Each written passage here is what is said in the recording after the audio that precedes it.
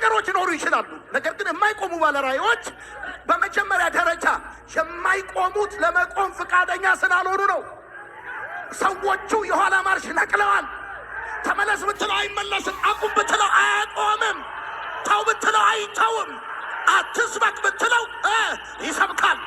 አትናገር ብትለው ይናገራል። ባለራእይ የሆነ መልእክት የተሞላ ነው። አንድ አገልጋይ አንድ ዘማሪን ብር ሰጥተህ ልታቆመው አትችልም። ክብሩን ነክተህ ልታቆመው አትችልም። ለመቆም ፈቃደኛ ያልሆኑ ሰዎች ማለት ናቸው። ጩና በደንብ አድርገህ እኔ ነኝ የሚል ሰው አሜን ይበል። በመጀመሪያ ደረጃ መቆም በመከራ መቆም በችግር መቆም በተግዳሮት ብቻ ሳይሆን መቆም የሚባለው ጉዳይ ፈቃደኝነትም ይጠይቃል። ስለዚህ እነዚህ ባለራእዮች ለመቆም ፈቃደኛ አይደሉም።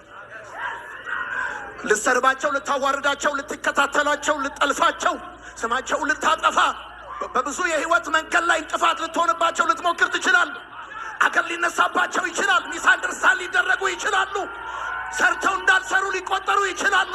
ነገር ግን የማይቆሙ ባለራእዮች በተፈጥሯቸው ለመቆም ፈቃደኛ ያልሆኑ ሰዎች ነው።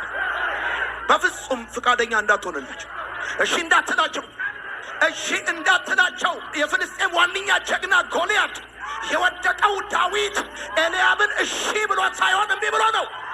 ተመለስ የሚልን እሺ አትበለው። ተው የሚልን እሺ አትበለው። አትችልም የሚልን እሺ አትበለው። እግዚአብሔር በአንተ ዋነኛውን ጥያቄ ይጥለዋል። አሜን በል። ጩና አሜን በል።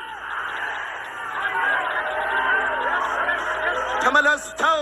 አትችልም፣ አታቅም፣ አልተማርክም፣ መሀይም ነህ፣ ደሃ ነህ ምናምን እንዳሰማ ለመቆም ፈቃደኛ ያልሆኑ ሰዎች ማለት ናቸው።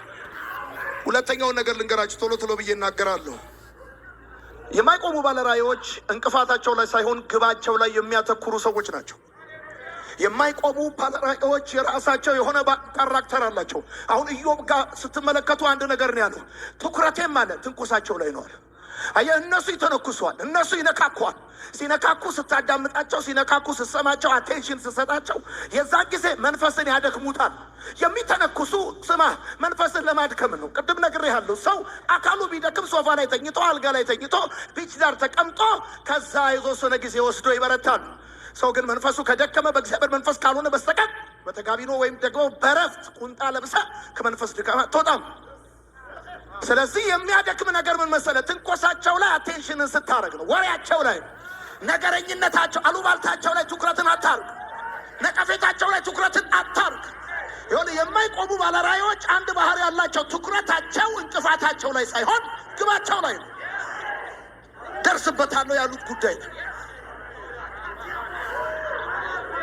ደርስበታለሁ ያሉት ጉዳይ ነው። ሶስተኛው ካራክተራቸው ልንገራቸው። የማይቆሙ ባለራእዮች ከጩኸት በላይ የሆነ ውስጣዊ ጥንካሬ አላቸው። አካባቢያቸው ላይ፣ ዙሪያቸው ላይ፣ ጎረቤታቸው ላይ በጣም ብዙ ከማይክ በላይ የሆነ ጩኸት የሚጮሁባችሁ ሰዎች የማይቆሙ ባለራእዮችን አይተህ ከሆነ እነዚህ የማይቆሙ ባለራእዮች ዘመድ ያላቸው፣ ፋይናንስ ያላቸው፣ ጓደኛ ያላቸው፣ ቲፎዞ ያላቸው እንዳይመስሉ። ከጩኸቱ በላይ ውስጣዊ ጥንካሬ ያላቸው ስታያቸው በጣም ቀጭን ምስኪን የሆነ እዚህ ግቡ የማይባሉ አጭር ቁመት ጠባብ ደረት ሊመስሉ ይችላል። ውስጣቸው ግን ይገርማል። ብረት ከነሱ ይሳሳል። ስትሮንግ ናቸው፣ ቦልድ ናቸው።